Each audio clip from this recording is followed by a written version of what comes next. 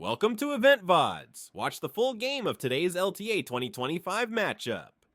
They got to make sure they don't fall into that same type of a trap up against 100 Thieves, who have shown themselves to be capable. Absolutely. I mean, 100 Thieves have been a very strong team fighter. That is what everyone I talk to on the pro teams is telling me, how good this team is just mechanically in 5v5. It's really suiting their style, how heavily you've got a team fight in this season. We're already ripping through the picks and bans. It's first pick, Jace here for 100 Thieves. Varus grabbed up by FlyQuest. And we have some of the usual suspects against FlyQuest on the ban list. Ivor and Cassio, Poppy, all picks that are pretty highly prized by FlyQuest and thus pretty highly prized bans against them. Meanwhile, over on the other side, Skarner banned, Yone banned, Callista banned, all of these kind of among those usual suspects like you're talking about. These champions rarely get to see the Rift itself, but the Varus locked in like you're talking about. We got the Vi locked in alongside it. I always get a little bit worried when I see the Nidalee hovers last longer than a second. I never want to see that champion.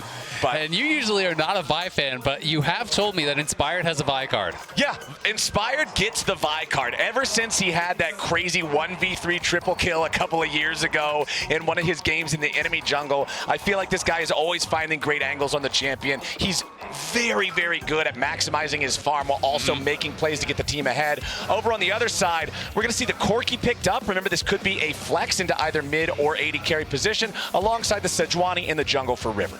Yeah, it's actually the third Sejuani game now for River in this split. He has been playing it quite a lot. When they played against TL, he actually prioritized taking away the tank junglers from Umpty, and here going to be going with the same.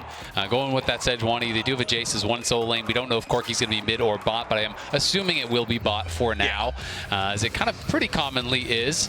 Cassante left up, though, for Bwipo, and he is not going to be busting out anything too crazy. You can tell that they're still worried about this being a mid lane Jace, because Ambessa is the fourth ban there for FlyQuest, so concerned about any potential bad matchups there for Bwipo in the top lane. Yeah, they want to make sure, and we even heard Bwipo kind of talking about this in the interview that he had with Sniper and Lau before the series began, saying that 100 Thieves needs to play at a certain pace if they want to win. He just wants to be able to throw wrenches into that plan, because if they can't hit that pace, they're going to struggle a lot. So if he can keep Sniper off of something like an Ambessa, something that can go a little bit crazy and make the game messy, well, that'll just fit right into FlyQuest's plan. So banning that one away. Also now the Talia going to be banned out by 100 Thieves. Final ban of the draft for FlyQuest, Pantheon. Yep, Pantheon support becoming very popular. We have seen Ayla play it, had a pretty good game on it. And Sniper's is not really known for his Jace. He hasn't brought it out yet this split. Did play it some, last year, but not a tremendous amount. And so I do think they are thinking there's a higher than normal chance of this being a Quid Jace. He has not played the Jace either yet this split, but he was pretty well known for it last year. Definitely a strong AD mid player. And that is kind of, I think, Quid's style. He is the more aggressive of the Quid Quad matchup here. He is more the kind of melee champion specialist, where Quad I see more as that controlled style player who really specializes in scaling well, in absorbing blows early on and in dominating in team fights. Okay, let's see what FlyQuest wants to go with here. Unlike the draft of 100 Thieves, they don't really have any flex in their first three picks, so we know where everything's going. They are going to draft the mid laner fourth pick, saving that last slot for support, and it'll be Quad piloting the Azir. Yeah, Azir going to be locked in here, looking pretty standard over on their side. Akali would not surprise me. Akali, a pretty common matchup into the Azir. Mel could also be interesting, but Akali is something that we've seen for a couple years now as an answer. People do like this matchup quite a lot, but of course, we don't know exactly where they are going to go, so I'm just going to stop talking about hovers as they do lock in the rel. Of course, it could still just be Corki versus Azir mid. Something that we know, but I'm not going to say love. Yeah, I definitely don't love that one. You know it, you tolerate it. Yeah, I don't even know if I do that, honestly. At this point, Isaac, it's been a lot of years playing League of Legends, but one thing that I am noticing on 100 Thieves is a severe lack of magic damage. Ooh. There we go. There's the antidote to the problem. Sylas locked in. Whenever you see Sylas locked, the first thing you think of is what ults does he have available to steal? Vi ult could be a way to enter into the fight. Varus ulti for extra pick potential, and we know that Azir's ult can be a big team fight tool as well. Yeah, I mean, it's not bad ults, but it's not amazing ones either. Like you said, Varus can be used as a pick tool, but again, it's most of the power in the Varusult is actually popping the blight stacks, right? And doing that. You do have a good way in with the Vial. The Azir ult's not bad, Braum ult not bad, but there's not any of the like really premium ones like Alistar or Gnar or things like that that are really going to make you want that very heavily. Maokai as well, another one of those top ones, but this is just Quid's style. He really does thrive on these melee champions, on these aggressive champions. He's played Mbessa mid, he's played Yone mid, he's already played Sylas, he's played Akali, he's played Galio. He wants to be playing a lot of these melee champions that can be the playmakers for the team, and I do think Quid is at his best playing that style. And we have seen him this split, really, I want to say, look like he is back in MVP form. He has been playing out of his mind, and 100 Thieves are such a threat, not just because of Quid, being at that level. It's because of the additional threat now of the bot lane. I feel like last year it was so much about, Quid and River have got to carry or else they're not going to be able to get it done. Now Ayla is playing so much better. The addition of FBI has really leveled them up in the bot lane, and I feel like they have true second carry threats here, which has made their team fight such a problem for other teams in the LTA. And on the other side, when you're looking at the bot lane of FlyQuest, when you're looking at Masu, when you're looking at the North American player that I think impressed international audiences the most last year at Worlds with his performances, with his own standout mechanical play, there's a lot of carry potential on both of these teams. I do agree with you when you're talking about Quid being back in MVP form. When we're talking about Quid and Quad, I think we're talking about the two best mid laners in the North. Yeah, absolutely. I think it's not even a question at this time. I don't think APA or Loki and any of the other guys that are in that top 4 have been on their level so far this split. Of course, it is just the beginning of the year, so we'll see if that story changes. But for now, these are the teams that people are looking at for those elite mid-jungle duos. These are the ones that everyone is really paying attention to. And I think it's going to be such an exciting battle as a result. We have some of the best bot lanes in the league, some of the best mid-jungles in the league. It is going to be a real slugfest here, I think. 100 Thieves just love playing at a very high pace and really pushing the tempo and drawing their opponents into an absolute brawl where they can thrive. And FlyQuest, on the other hand, more than happy to play it more slowly, more than happy to just allow things move forward according to expectation and not rock the boat too much. Because as long as FlyQuest aren't completely losing the plot in the early game, they do a great job playing as a team, securing mid-game advantages, and snowballing even minor leads into greater things. Absolutely. And I would say they're our most disciplined team. When we look back towards last weekend's games, they were a team that took no risks. And Bwipo, has been such a big part of their success. I would say Bwipo is the biggest mismatch with Sniper in this series. I am looking towards him and seeing what he is going to be cooking up. He has been bringing out all kinds of different stuff. The Garen, the Volibear, and he has, I think it's like 4 or 5 champions that he's the only top laner in all of the LTA to have played it so far this split. He really is kind of playing his own game, walking his own style, and succeeding so much while doing it, which just brings this different element to a series like this that is so hard to prepare for. You can't practice against Bwipo except by playing against Bwipo. Yeah, it's one of the things that I really like about Fearless. I'm a big fan of this format, of the increased champion diversity that we get out of having everything banned out from the previous games.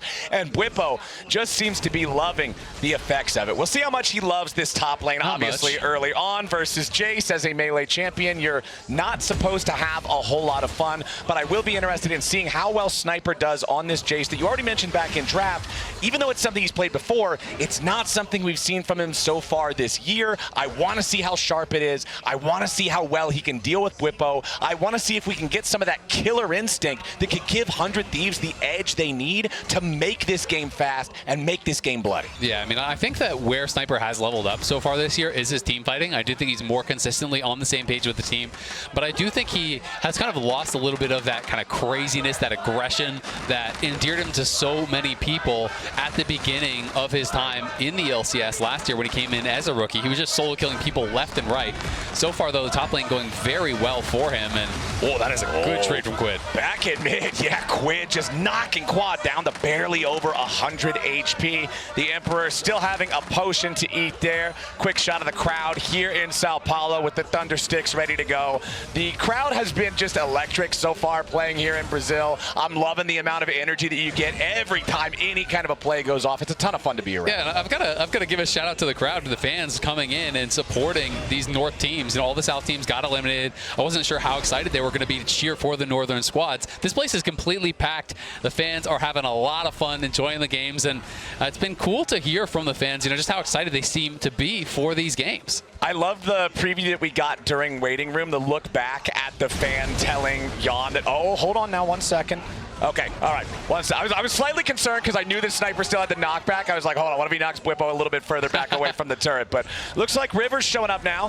100 Thieves look for what could be a dive, but Bwipo sniffs it out. He doesn't want anything to do with this. Gets himself far enough away. Should be able to safely take the recall here, as Sniper's just going to keep on forcing this wave down. Bwipo retreats, and he'll be able to teleport right back into lane. Oh yeah, this is a little bit of an aggressive teleport location for him, but of course the early teleports take an eternity.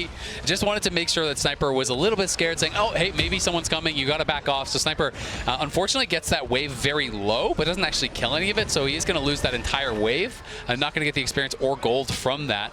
Bwipo did have Inspired running straight up towards top, so if Sniper overstayed, could have looked for a punish, but of course we know that did not happen.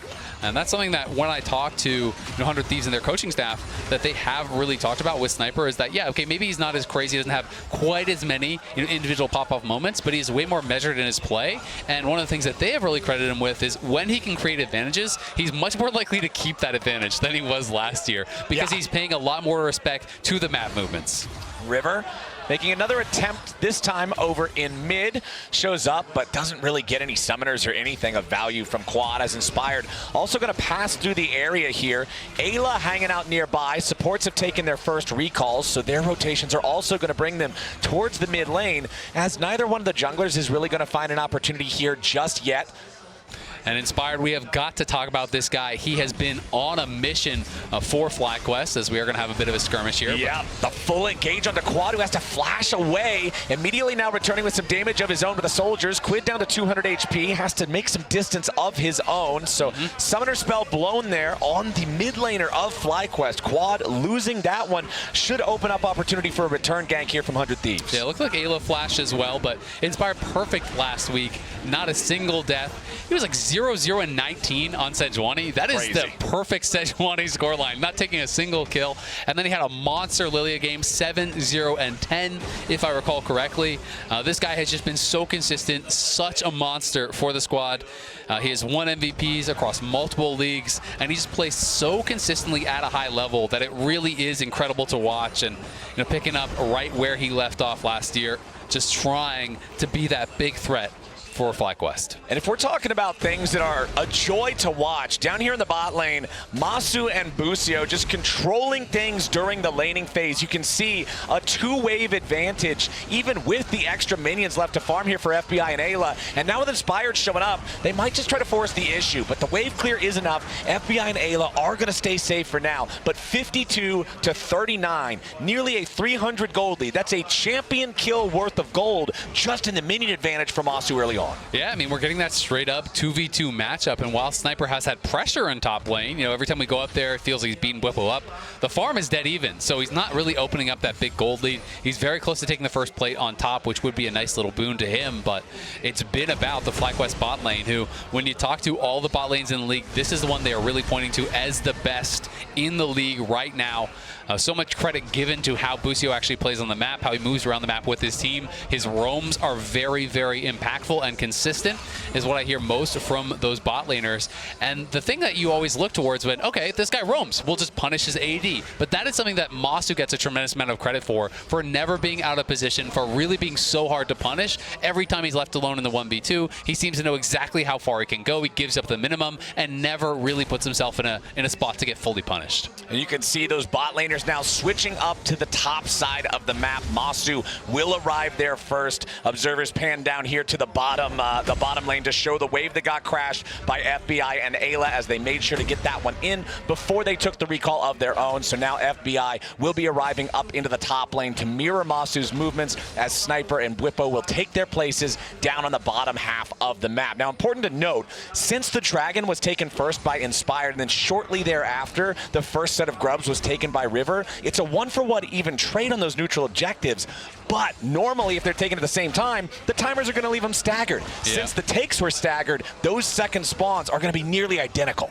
Yeah, it's going to be interesting to see, if it just results in another trade or if both teams are going to try to commit towards the grubs. 6 grubs obviously very, very valuable.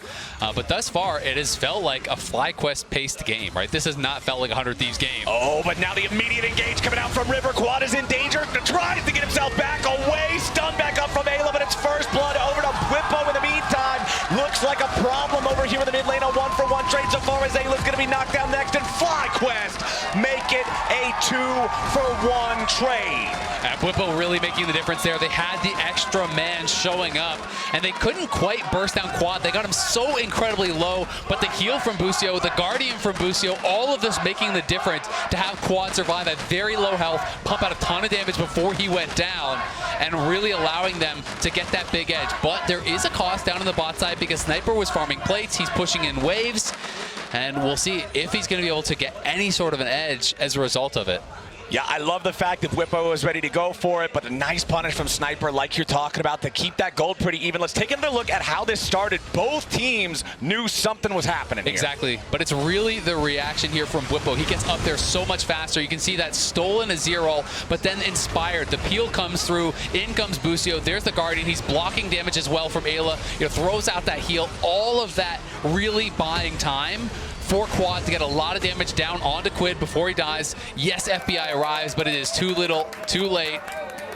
And there's, I think, Whippo's family cheering him on in the crowd. It was really cool to see them coming in. I love to see that, man. Cheering on Whippo as he's making the moves to get his team up to a 1-kill lead here just 10 minutes into the game. Yeah, Whippo's mom, born in Brazil, lives in Belgium, so coming back here to be able to watch the games in Brazil, very cool kind of, crossing of worlds moment. Yeah.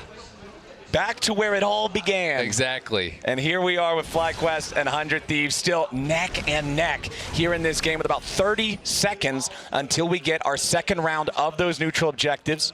FlyQuest only need a single kill further in order to secure the feat of warfare for themselves. Both teams still needing a couple more to get those neutral objective feats. And with the still, 3.5 minutes that's on the clock until the turret plating goes down, I think we're still a ways away from some fancy shoes for either one of these squads. But honestly, Isaac, it's been a pretty quiet early game. Yeah, it really has. And, as I was saying, I do think that is FlyQuest's preferred pace, right? 100 Thieves is the team that is known as just ramping it up into this insanity and forcing them to fight after fight after fight after fight. And they have so much practice doing this because that is how they scrim. That is how they practice. This is a team that will just fight you every second of every game.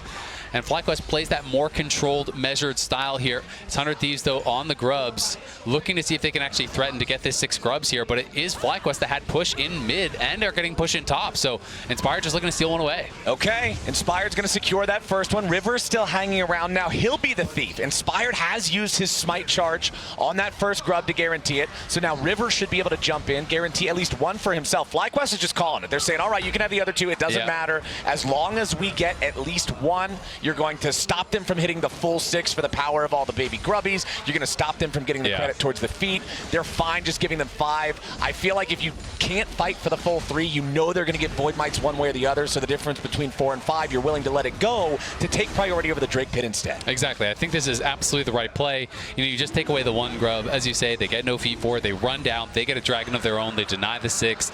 This is definitely a win for FlyQuest as they are now 1 kill away from the feat of warfare. 1 objective away from getting that one as well. So they're now quite close to a potential fancy feat upgrade. I looked at it the other day because I was trying to figure it out. What were the names of the other feats? Because Feat of Warfare is the kill one. There's Feat of Objectives and Feat of Tower. Killing Tower. Yeah, that's what I realized because I looked for it. They don't have fancy names. The other ones don't. It's just Feat of Killing Stuff and Feat of Tower. I really wish that they would give them a name. Or maybe I don't know what I'm looking for, and maybe I just completely missed it. Dragon Slaying Feat. But, that one does sound really cool, right? Feat of Dragon Slaying. The Feat of Destruction for the towers. Yeah, that would sound really awesome. All right, well, we just figured it out. All right, well, we've got them named. We got that the does Feat of sound Warfare, pretty cool. the Feat of Destruction, and the Feat of Dragon Slaying. Even though it also counts for weird space slugs, but you know what? We'll take that sometime. Monster Slaying. Yeah, okay, I like that. Monster Slaying feat. Yeah, Monster Slaying, that works. Okay. All right. Yeah. Cool. Let's do it. Cool. Yeah, put it in the game. Ship it, Freak. Put it on the wiki. Yeah. Freak, let's do it, buddy. Let's get that in there. Hold on. Whippow's getting in there. Going in after Sniper. Hits him there with a Pathmaker, but You're still just Cassante unless you go all out. There's no real kill threat on the guy, and he doesn't want to fully force that here just yet. Busio getting stunned up. River commits the Glacial Prison. Follow-up from Ayla and Quid. They got the damage, and Busio was just a little bit too far in harm's way. Meanwhile, Sniper going to get taken all out, all in, all day. Feet of Warfare, FlyQuest. They're going to grab it. Nicely done. Making a counterpunch up on that top side, and it is the bigger kill because now there's going to be some plates to be able to grab up here potentially before the does fall down. But it was at that tower. FBI trying to push up mid lane here. And Busio, even with the Merc Treads and even with that early wall getting thrown up, was still able to be CC'd forever and knocked down. But FlyQuest, again, just feel like they're getting that little bit extra. And just that little bit, this is what we were talking about back at the start of the game. FlyQuest, they don't need to have the explosive, chaotic early game. You build a very modest lead, you plant that seed, and you grow it into a big, beautiful tree. It's a big, wide Whippo. Yes, a big, wide Whippo tree. As here's how Busio's tree got cut down in its prime. Yeah, I mean, Busio here, you know, the E is pretty well timed. He throws out the ulti, and then right when he's going to get stunned, he knows it. But the follow-up here is just immaculate. The CC chain, pretty much nothing Busio could do. You can see Masu moving over, you know, seeing if he could actually hop out to safety, but likes to hold on to the flash, and I think that was the correct choice. Once Quid got in, he was always going to go down. And then back up towards this top side, it just inspired sneaking into the brush. And surprise, you get caught checking that bush. Got spotted by the sweeper. Easy Q to start it off. He flashes away. The ulti is there to follow. Inspired so good at never overcommitting on these abilities. Always seems to have the answer. And I feel like the flash there from Sniper was a bit of a panic. The Vault Breaker had already been used to be right on top of him. You flash away. You're flashing out of a brush. He's chasing you with that ulti every time. And you can hear the crowd there with the Whippo, Whippo chants.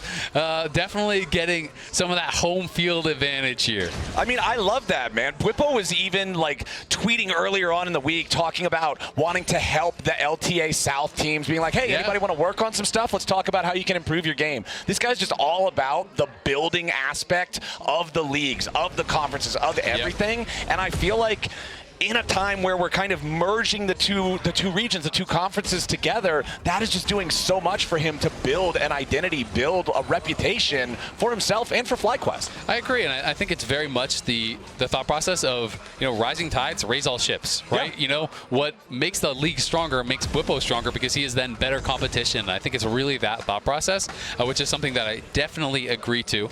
You know, and it's one of those things where sometimes people can feel like, it's right to just hoard information and not practice against the best teams and try to hide everything, but that only gets you so far, right? And it is by, you know, improving your opponents that you also are able to improve yourself. I mean, it was his same thought process, his same rationale for the streaming scrims thing, right? He's like, look, we'll tell you what we're doing. We just want to make sure that everybody's getting better, so we're all improving at the same time. And now it looks like 100 Thieves are going after the Rift Herald. There is no attempt from FlyQuest to try to come in and stop this one. Whippo moving back up to the tier 1 turret here as FlyQuest do have Quad just lone sieging that tier 1 in the bottom lane. Whippo interfering with 100 Thieves efforts in the top side to guarantee the first turret bottom. Meanwhile, the dive back in mid thanks to Inspired. Now Whippo here with the top side going in for the 1v2. Needs to take out Quid or Sniper to try to turn it into an even fight. Both are low. Nobody's dead just yet. Whippo looking to get away. He finds the third and Tofu struck. You gotta be kidding me.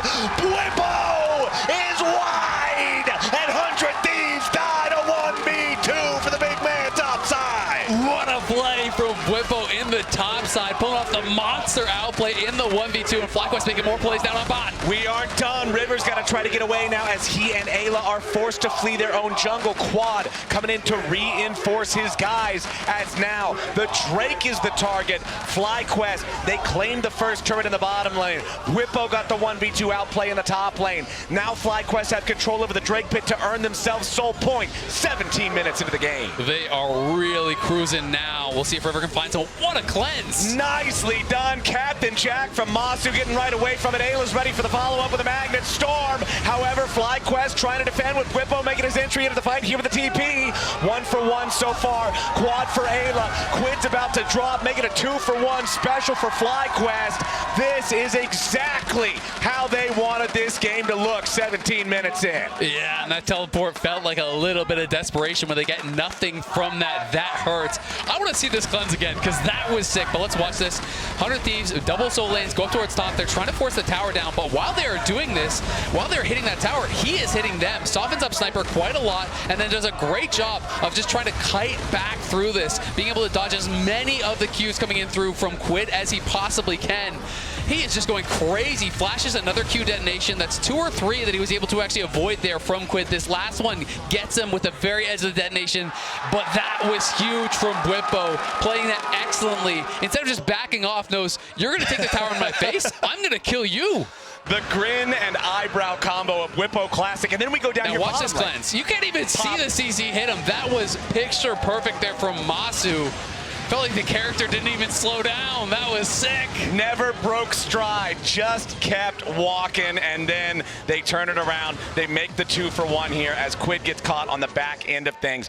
8-4 game now for FlyQuest. When coaches are happy, you know the game is going well. I mean, this is, you couldn't have drawn it up better, right? It's a slower early game. FlyQuest are the ones choosing the fights. They're the ones playing with a better scaling comp as well. And they are now very far ahead. 19 minutes in, big gold lead, soul point, denied 6 grubs. This is a recipe for success. And when they are ahead at 14, they don't miss.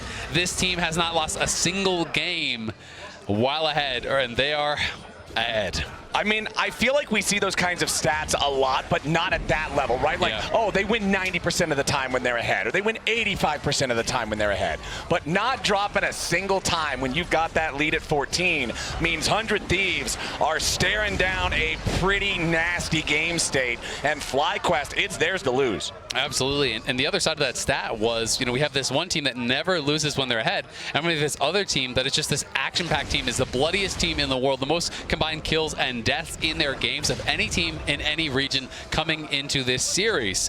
This has not been that kind of game. You know, yes, it's not bloodless. Yes, it's not, you know, an LCK first blood at 25 minutes, but it is one of those games that is much more controlled, and it's, again, FlyQuest choosing the fights and FlyQuest outscaling you while they do it. So I like this total damage chart because it tells a really interesting story. Normally, when you have a ranged top laner playing into a tank, that guy's going to have highest damage in the game pretty easily because of the fact that he's just shooting the tank the entire time. You're just getting so much added damage. The only one higher than Sniper, the guy shooting the tank, is the tank. Bwipo is now the unstoppable force and the immovable object. See, that's where he went wrong, and assuming Cassante was a tank. Ah, yes. I see my error because at this point. He's Go-Go Power Rangers, and he turns into an assassin when he goes all out, and that's probably where all of his damage comes from. He's his own Megazord. Instead of summoning a robot, he just gets summons himself. I mean, it would be fun to see a damage chart like that and see how much damage was while all out. You know, like how much of that 10,000 damage was just in the couple times he pressed R. Right, because I mean, it's a ton of the character's kit, right? Yeah, like you pretty much just morph into a bruiser. But right now, 100 Thieves have, I feel like, a very, very quickly shrinking window to try to salvage the game. And that window is looking an awful lot like a 62-second timer on an Ocean Drake that will be Ocean Soul for FlyQuest if they secure it. This is not a good sign for 100 Thieves. The pressure is on. They need to find some way to answer this. And I have to give Busio credit because I think a lot of people, when they're playing something like Braum, they just always default to these kind of tankier support items. I think Mikhail's is 1,000% the correct choice here. You know, what are you going to do to come back as 100 Thieves? Well, you're going to fish for a Sejuani ult, right? And you're going to hope to hit that Sejuani ult on a carry, burst them 100 to 0, and have that essentially negate your disadvantage. Mikhail's completely stops that. And you could say, yeah, well, throw the ulti at the Braum. Well, if you're going to Sejuani at the Braum, you're probably not winning the fight. You just throw up the door, stand there. I mean, I feel like Braum is probably the champion in League of Legends Pro Play that I have seen the most games lost by a team engaging on him. And now, Ayla's got to get over the wall. Flash from the Rel. That is a massive team fight tool no longer available. I'm talking about 100 Thieves needing to figure out a way to navigate this fight so FlyQuest doesn't get a 22-minute soul. No Rel Flash makes that navigation so much harder. The compass just broke. Yeah, I mean, you have no Rel Flash for the engage, so now you're 100% all in on finding a perfect Sejuani ult, which is just going to be Mikhail's or Cleansed. And so I really struggle struggle to see them finding a way unless there's some massive mispositioning here from FlyQuest, and we'll see if 100 Thieves can make a miracle happen. All right, River is in that brush inside the Drake pit. Nice sidestep there on the accelerated shock blast from FlyQuest. Now they want to go in after River, just trying to burst down the Sejuani. Masu's not going to find anything there with the Chains of Corruption. Quid going in, tries to steal away the Braum ulti. 100 Thieves have made their play. Inspire's going to be killed off first. FlyQuest looking for a little bit more damage back. They're going to grab Sniper. Make it 2. Now 100 Thieves have lost their AD carry. A double kill for Quad. 3 dead in 100 Thieves jerseys. And Ocean Soul for FlyQuest. Nicely done there by FlyQuest. River goes in. I think he's just really trying to focus on drawing a lot of attention there and trying to soak the damage, saying, okay, well, if they commit to me, maybe we can get some damage out, build some space for my team.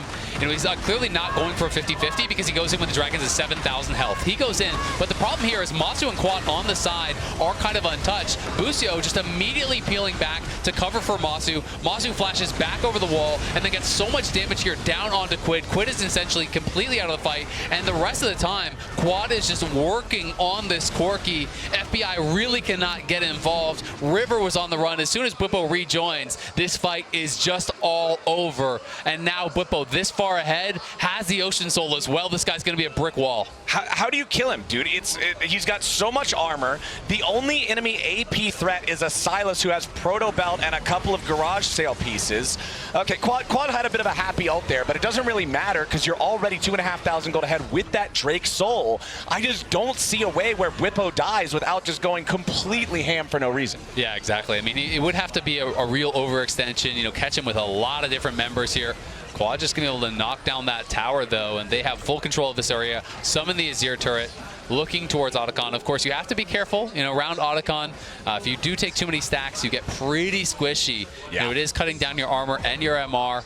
But FlyQuest don't need to pressure anything because they have the push down in bot, and they're just slowly but surely creating more space. Ooh, big hit on Quad there from Sniper. Knocks him down to about 40%, but River's going to be your target on 100 Thieves side yet again. Down to 300 HP here on the Sejuani. They don't overcommit any further towards him. And again, these situations, these heavy trades favor FlyQuest so much because of the Ocean Soul. Exactly. You know, this is Azir essentially being like gifted a Bloodthirster, right? He just heals back up by hitting the wave. You know, normally you are in such a risk, but instead they put River solo. They know he has to go back to base. They know he has no flash, so they're straight in on the Otacon.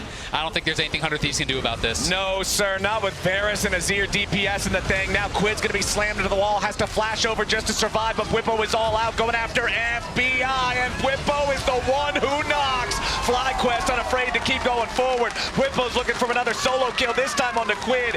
Doesn't even matter. A double kill back for Quad, a dead bottom lane for 100 Thieves. FlyQuest just got Otacon as the entree. They got the bot lane on the side, and it's Baron for dessert. Exactly, right back to Baron. You've on-hit Varus and Azir, some of the fastest objective takers in the game, by the way. So they're just still topped off from this Ocean Soul. They're going to claim the Baron as well, and then they are going to be marching on the base. Baron plus Otacon plus Soul at 25 minutes. That is complete control, and that is how you do it.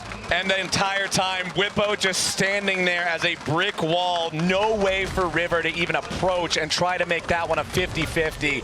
I feel like we are in go next territory for 100 Thieves after this fight. Oh, yeah. Yeah, I mean, this one is just completely one-sided. There's not too much to talk about it. Bwipo just runs straight in, takes down FBI. Quid doesn't even bother trying to help him because he knows he has no chance. They'll just get 1v2'd. On the other side, they're losing as well. There's the Otacon GAs. They're still pretty much full health by the end of it. It is just complete domination here from FlyQuest. This is this team at their very best, controlling the map, controlling objectives, fighting on their terms, and they really do look bulletproof when they play like this. And we saw in an interview from Bwipo after the loss to C9 in the... Oh, hold on.